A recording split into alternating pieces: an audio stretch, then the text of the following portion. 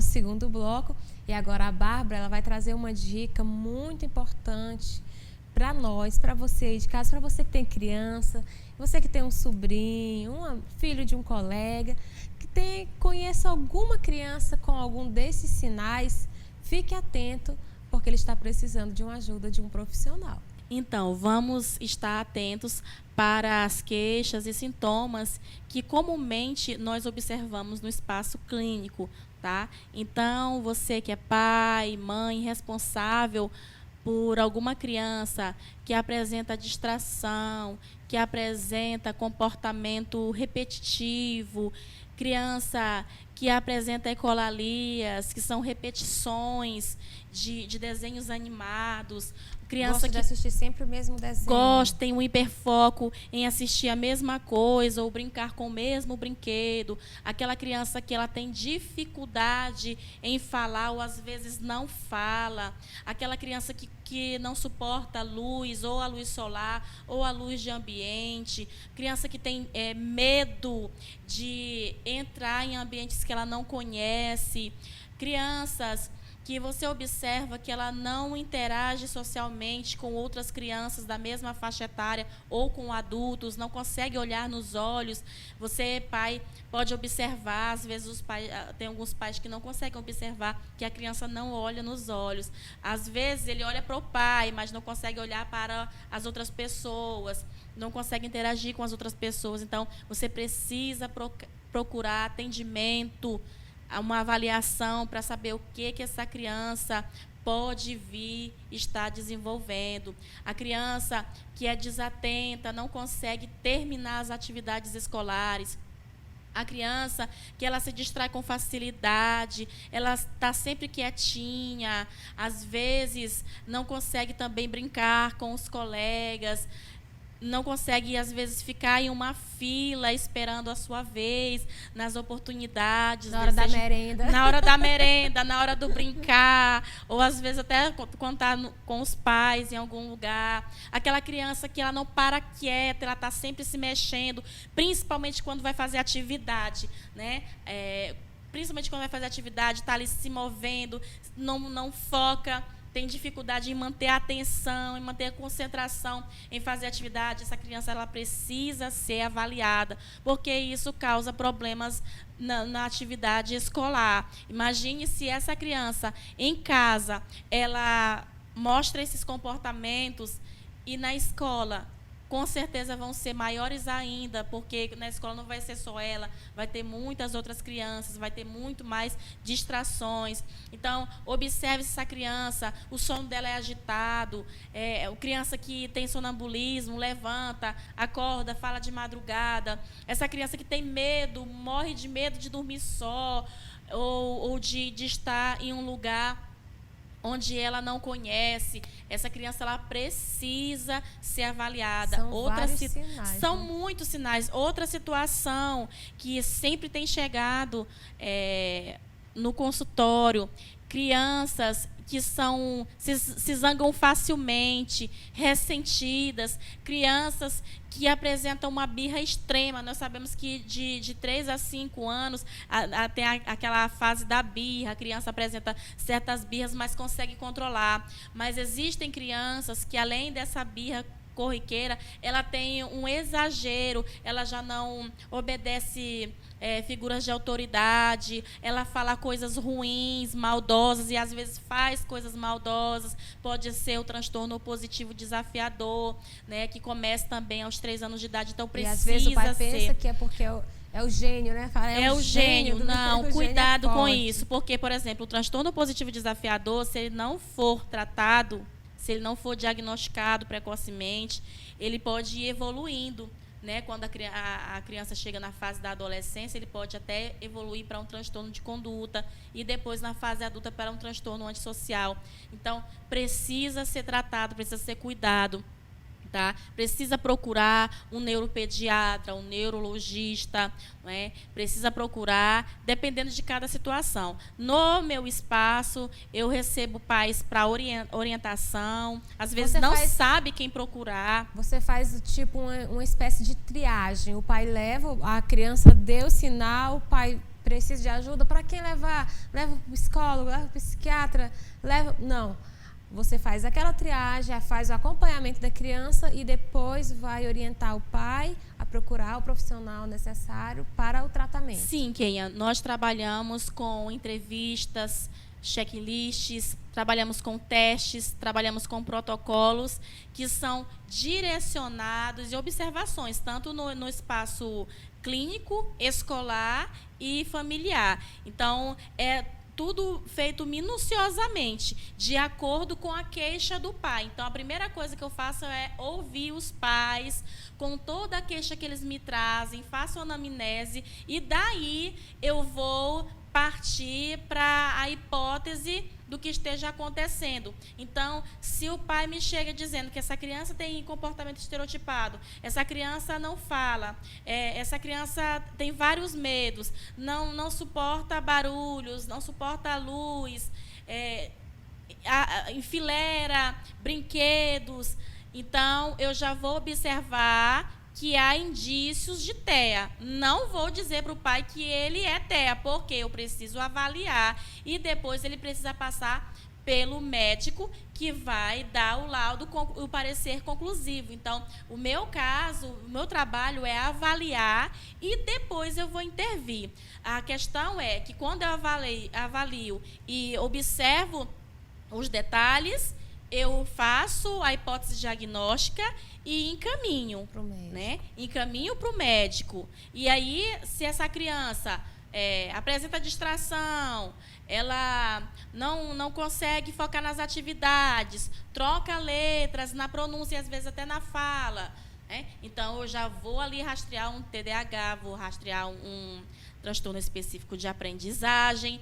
Então, os protocolos, testes, observações e checklist que nós utilizamos para fazer toda essa triagem, que é muito mais do que triagem, né, porque é um rastreio minucioso das informações e comportamentos que essa criança está apresentando.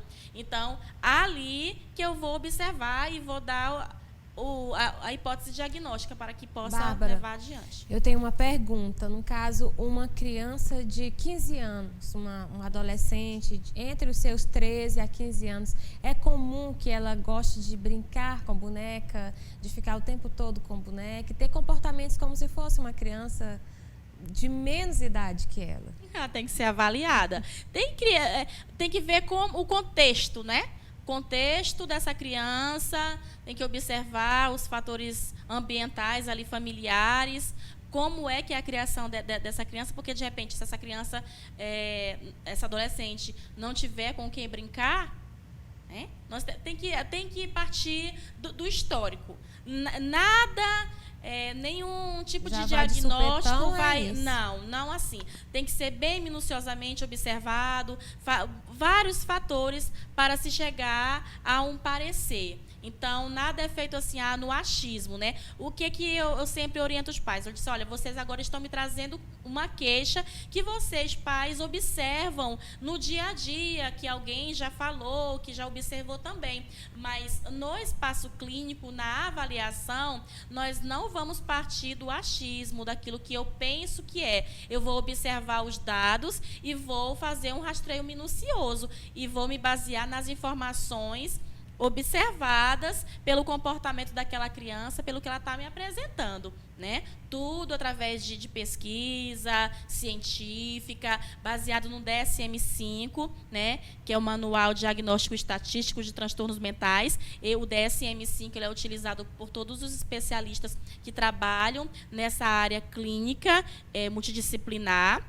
Deve ser, né? E lá dentro do DSM-5, existem capítulos que falam dos transtornos do neurodesenvolvimento, transtornos de ansiedade, de depressão, transtornos disruptivos, que é o caso do TOD. Nesse caso dessa pergunta que eu fiz para você, no caso se é normal, se é comum, é devido à fase.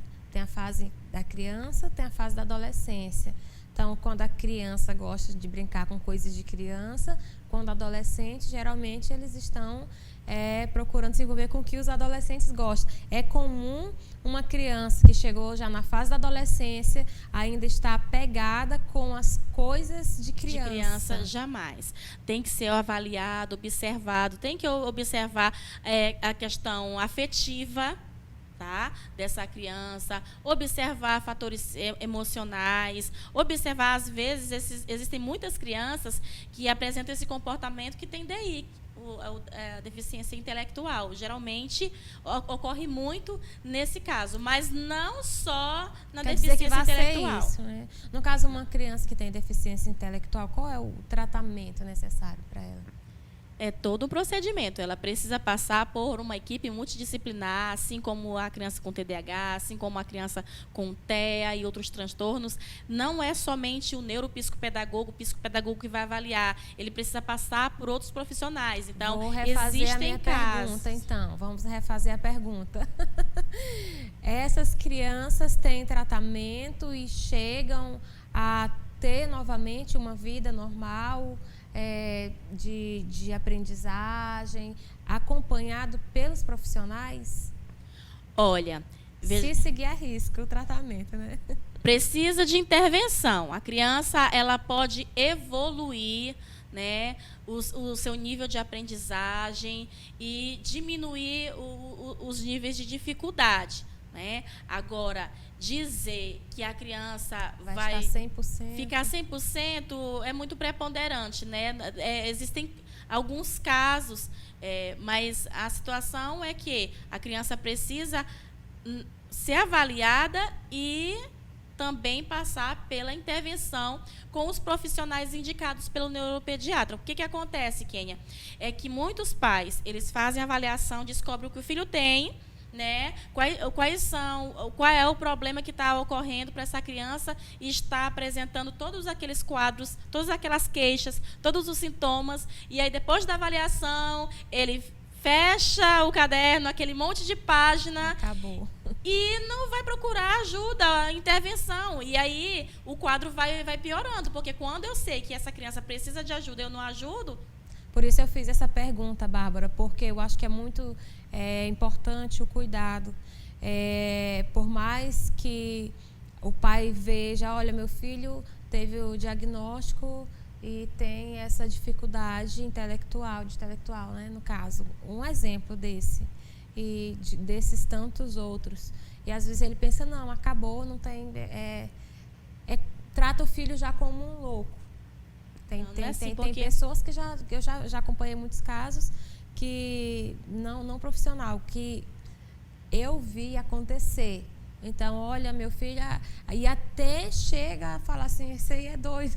Tem gente que usa as palavras e não mede, e não sabe, não tem noção do que vai prejudicar a vida daquela criança que está ouvindo, porque ouve. E ao invés daquela criança melhorar, amenizar, ter uma vida melhor com a sociedade, com ela própria, ela vai ter dificuldade, porque de onde era para vir ajuda, o socorro, às vezes não é porque a pessoa é má, não é porque o pai é ruim, mas porque ele também não tem precisa de um conhecimento ou de algo assim, não consegue, faltou a orientação para ele, e não consegue ajudar aquele que está precisando de mais ajuda, e vira uma bola de neve. E muitas pessoas estão aí. A criança que tem deficiência intelectual, ela tem dificuldade na organização das ideias, ela tem dificuldade no raciocínio lógico, de pensamento, na estratégia. Então, são várias situações que abrangem a deficiência intelectual. Então, essa criança, a partir do momento que ela é avaliada, que ela passa pelo médico também, e ela recebe um laudo, ela precisa ser ajudada. Então, essa ajuda ela vai partir principalmente dos pais. Então, o que você acabou de falar aí a respeito de como muitos pais lidam com essa situação, às vezes fecha a página e segue sem observar esses fatores, tem ocorrido muito. chega também no consultório muitas pessoas, fizeram a avaliação há 5 anos e agora que começaram a procurar ajuda. E eu fico me perguntando, 5 anos se passaram. Muito tempo. Quantas coisas a criança poderia ter aprendido, evoluído, desenvolvido e não foi? Ou quantas coisas ela poderia não ter sofrido, né? Porque não deixa de sofrer. Uma criança que tem esses comportamentos, ele tem sofrimento. Não é porque é uma criança que é nervosa, como os sinais que você falou, que faz birra, ela sofre e ela também acaba sofrendo mais porque o pai vai bater. A baixa estima também é um dos fatores, né? Aquela criança que ela sempre diz, eu não sei, eu não consigo. Se você tem um filho ou conhece alguma criança assim, que ela está sempre chorando para fazer atividade, dizendo eu não sei, eu não consigo, essa criança ela precisa de ajuda. Então, ela já vem sofrendo muitas situações. Ela vê os colegas evoluindo e ela ficando para trás. Então, isso também mexe com o emocional. E essa criança ela precisa ser cuidada o quanto antes para ela poder evoluir. Se você conhece alguém, você aí de casa, que conhece alguma criança assim, vamos ajudar a gente. Vamos ajudar, porque uma ajudinha que você dá vai dar uma qualidade de vida para essa pessoa. Ela vai se tornar um adulto mais feliz, que vai saber lidar melhor com a sociedade. Olha, a gente volta daqui a pouquinho, nós vamos para os nossos comerciais agora. Daqui a pouquinho a gente retorna, a Bárbara vai mostrar o material didático que ela tem, mostrar para você, indicar. E a Érica vai trazer uma dica de maquiagem, como não craquelar a pele. Aguarde um pouquinho que daqui a pouquinho a gente volta.